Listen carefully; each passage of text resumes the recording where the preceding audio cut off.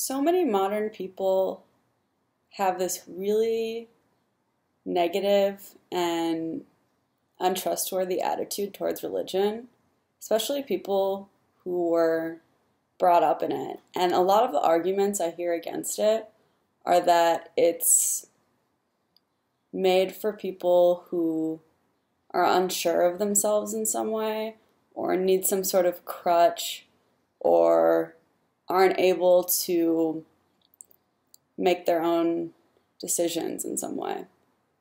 But in my opinion, I think that it's almost asking way too much of people to be able to come to all of their own moral conclusions and figure everything out by themselves, because the way it is now, people don't really do that. They're kind of conditioned by their social environment usually to decide what's good and bad. And what's good in 2015 is openness and tolerance and empathy and, just the big giant hug box. And things that are bad are closed-mindedness and dogma and absolutes, absolute morality. People consider that usually to be really oppressive because they're so individualistic and they can find exceptions to everything. And when you can find those exceptions, I think that a lot of the times they assume that that sort of negates the whole idea of having absolute systems of morality. But when you ask people, it's interesting, what they're living for or what the point of life is, a lot of people will tell you, well, we're just here to have fun or to have a good time. And I see this played out a lot in people acting really hedonistic and partying a lot and kind of forgetting that maybe things are important in our family and cultivating relationships in your community and cultivating your inner virtues as a human being. And another thing, it's like people don't have any connection to the past or the future. Everything is kind of about immediate gratification and pleasing themselves right now. So anything that they can do to pleasure themselves that doesn't have a negative effect on people is considered legitimate. There's not really a whole lot of restraint going on. The other thing that's interesting about this idea of just living in the moment and living for the moment and just having as much fun as you can, it's really hard for me to imagine telling a child that. What if your kid asks you, why did you bring me into the world? And you just tell them to have fun, just to please yourself. It just seems like it's not necessarily a good reason. I think people are more satisfied when they can have some sort of meaning and connection to something bigger than themselves. Could be wrong. Maybe some people don't care.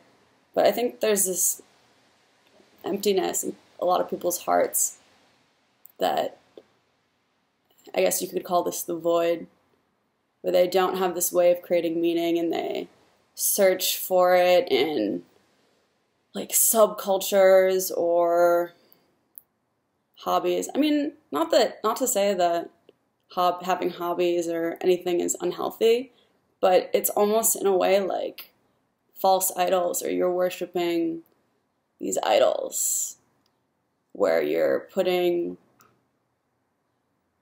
all your energy into these few things and you don't have as much balance in your life.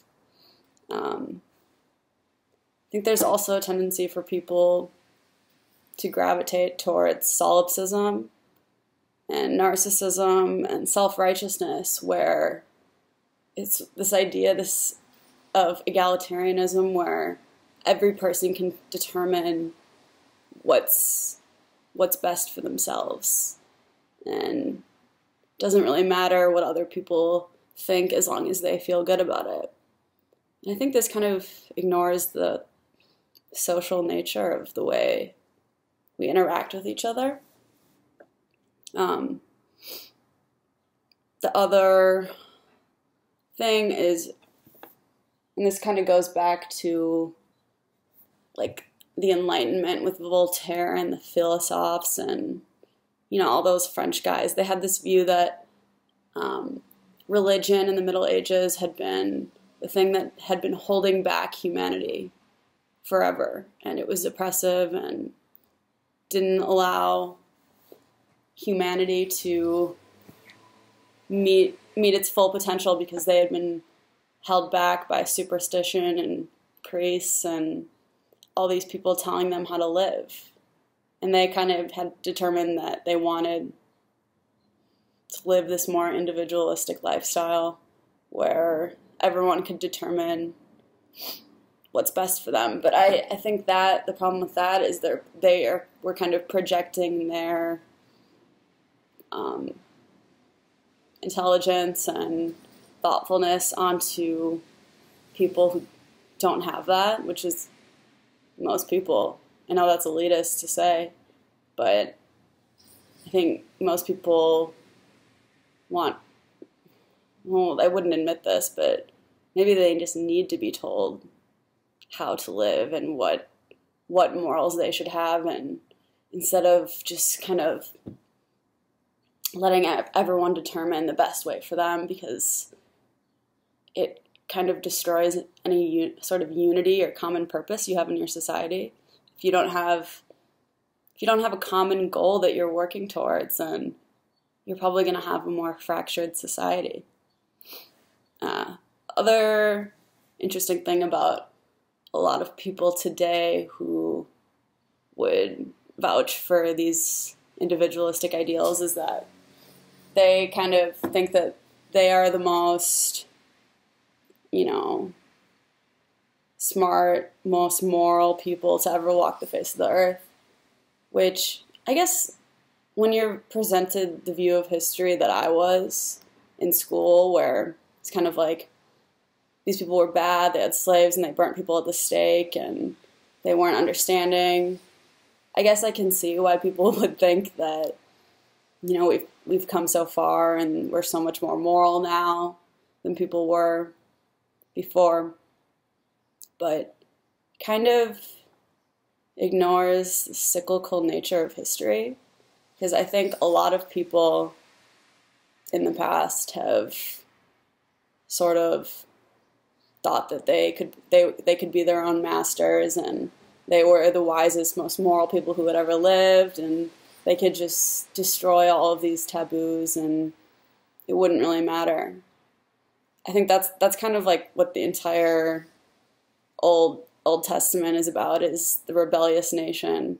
And time again, they rebel against God or nature or the way reality, almost. They just say, we're just going to do whatever we want, no matter how sinful and ugly. And of course, they don't think they're being sinful or rebelling. They just think that they can determine whatever it is that they need to do, and everything that tradition says that they should do is kind of superstitious. That's kind of what the entire book of Isaiah is about. I don't know, there's probably lots of other stories like that, but it's like when I read that, I see a lot of parallels for the way people act today. Like what's the famous verse where they call good evil and evil good, and it's kind of true. Read it for yourself. Other thing is those people will try to claim that there's no such thing as human nature, or that we can change human nature to suit ourselves, and it doesn't matter, it only matters what the individual wants, and it won't have any effect on society.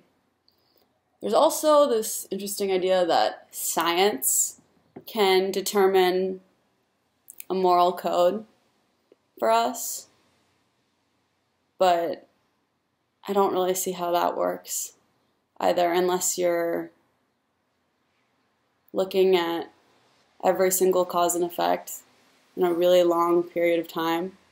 But I think with the way people try to use science to discover morality, they're not looking at the bigger picture, and it's more like, well, if I do this, it has this outcome. But they're not paying attention to the larger outcome of that. So for me, a lot of what religion is not just a way of being spiritual or connecting with God. That is a big part of it, and I think that's also really important, because a lot of people try to do that in other ways, like through music or creating art, which, yeah, none of these things are bad, of course not, unless it's projected in an unhealthy way, which is possible. But yeah, for me, what a lot of religion is kind of codifying moral systems that have served people for a long time that work. And I'm not so sure why people think that it's just a bunch of baloney. I think it's kind of silly to look at it that way. I think there's a tendency for people to forget that we are animals. We're not supernatural, crazy, I mean, yeah, there's something special about humanity. I'll give you that. But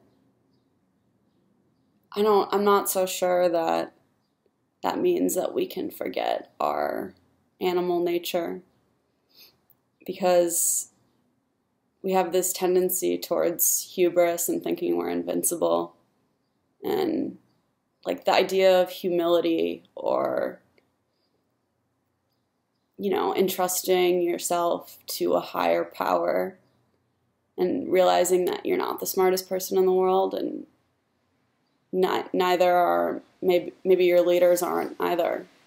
Especially in democracy, if you vote for them, it's just kind of, a lot of leaders will just tell you what you want to hear, not necessarily what's true, because most people don't want the truth. But yeah, it's just hard for one person to have the answer to everything. Thanks.